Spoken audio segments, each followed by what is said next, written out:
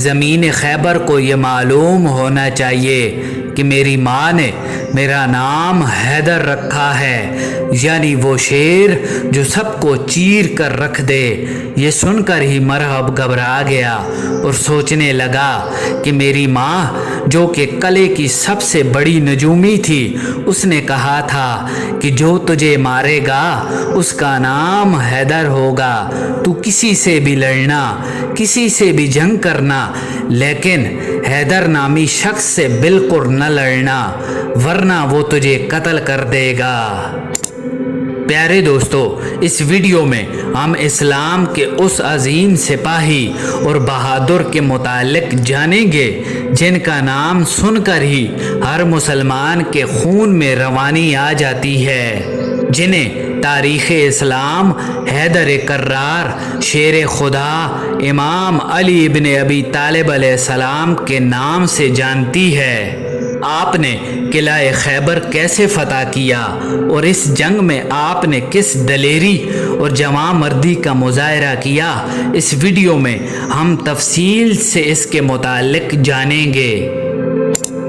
پیارے دوستو، خیبر مدینہ کے قریب ایک بڑی آبادی والا شہر تھا، جہاں یہودیوں نے کئی مضبوط قلعے بنا رکھے تھے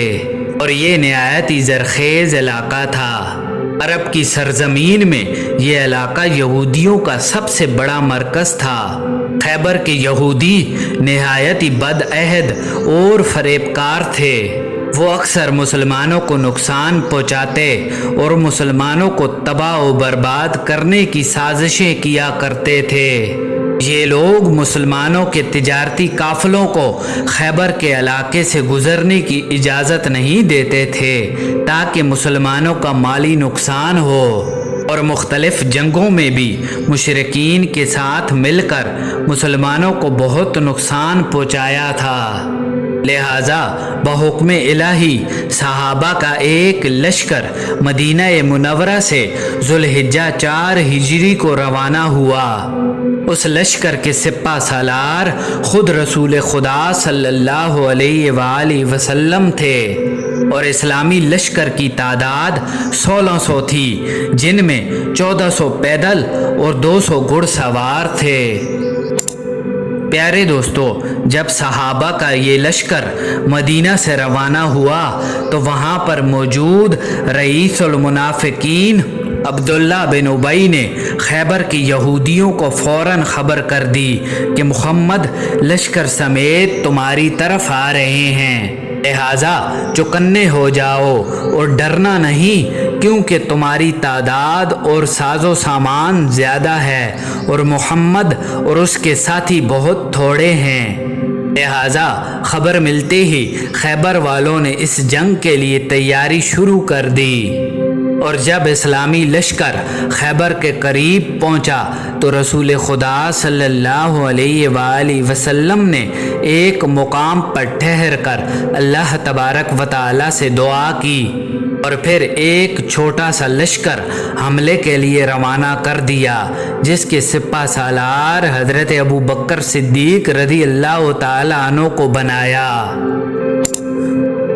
پیارے دوستو، یہودیوں کا سب سے بڑا قلعہ قموس تھا، جہاں یہودیوں نے اپنا تمام ساز و سامان، خوراک اور سپاہیوں کو جمع کر لیا تھا اور اس قلعے کے مضبوط دروازوں کو بند کر دیا تھا۔ مسلمانوں کا یہ لشکر جب قلعے کے قریب پہنچا تو قلعے کی اونچی فصیلوں سے تیر اندازوں نے تیروں کی بارش شروع کر دی، لہٰذا یہ لشکر ناکام واپس لوٹ آیا۔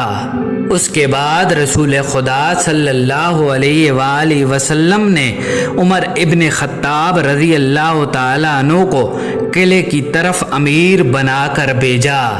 جب آپ لشکر لے کر قموس کے قریب گئے تو تیروں کی بارش شروع ہو گئی اور یہودیوں کے مضبوط اور دیو ہیکل سپاہیوں نے حملہ کر دیا،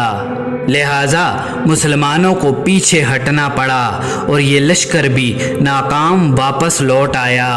اس طرح رسول خدا صلی اللہ علیہ وآلہ وسلم نے حضرت سعد بن عبادہ اور دیگر اصحاب کو لشکر کا سپہ سالار بنا کر بھیجا، لیکن وہ سب میدان سے ناکام واپس لوٹ آئے۔ یہ دن رسول خدا صلی اللہ علیہ وآلہ وسلم اور آپ کے اصحاب کے لیے سخت آزمائش کا دن تھا۔ ہر طرف مایوسی اور اہل خیبر کا خوف چھایا ہوا تھا، لہٰذا رسول خدا صلی اللہ علیہ وآلہ وسلم خیمے سے باہر آئے اور اپنے اصحاب کو جمع کیا اور فرمانے لگے کہ کل میں اس شخص کو علم دوں گا جو اللہ تبارک و تعالیٰ اور اس کے رسول سے محبت کرتا ہے،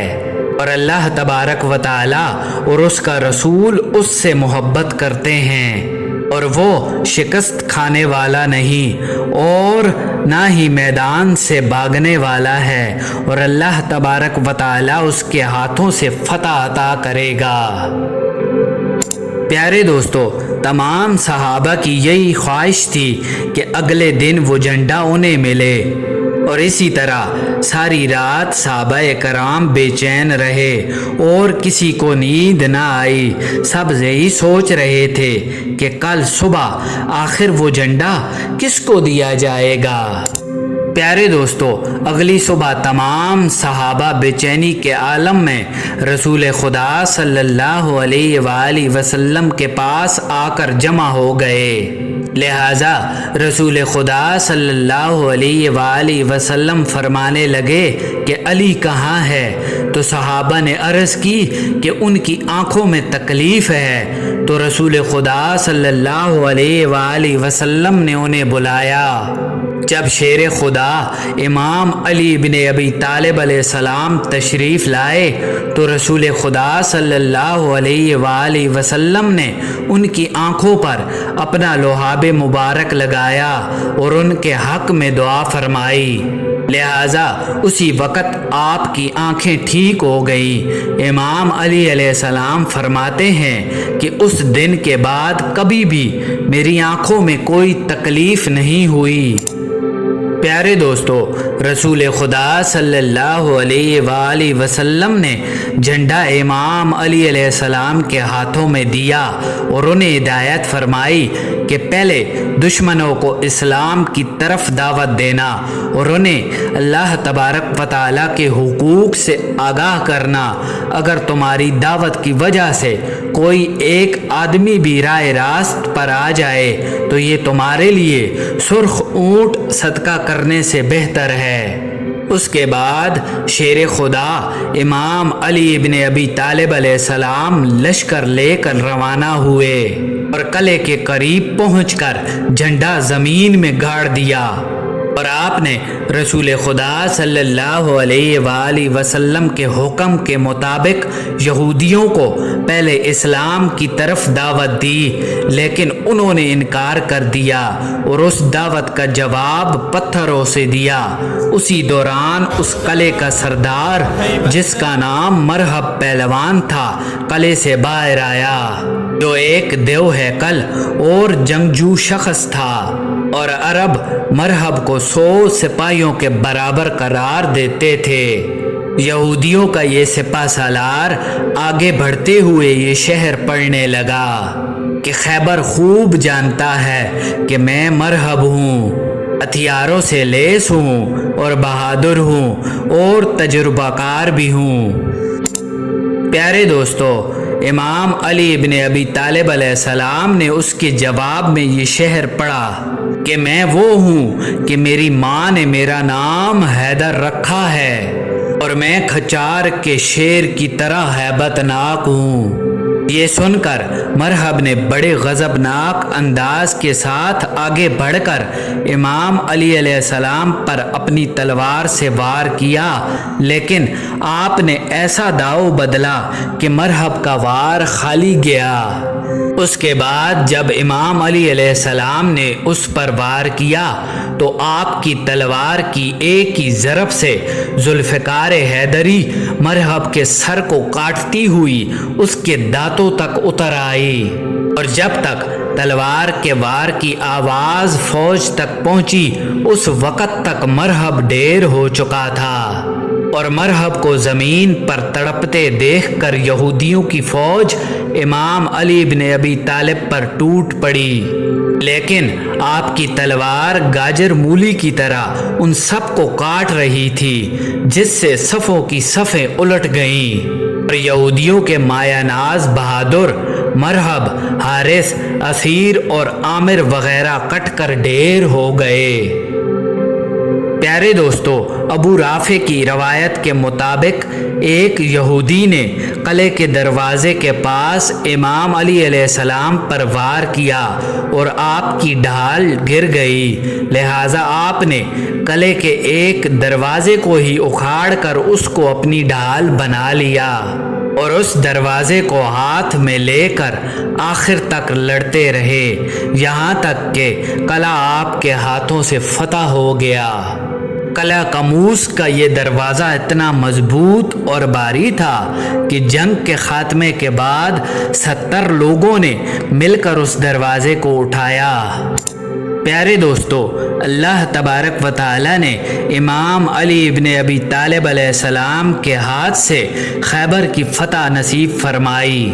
اور قیامت تک کے لیے اللہ تبارک و تعالی نے آپ کو فاتح خیبر کے معزز لقب سے سرفراز فرما دیا۔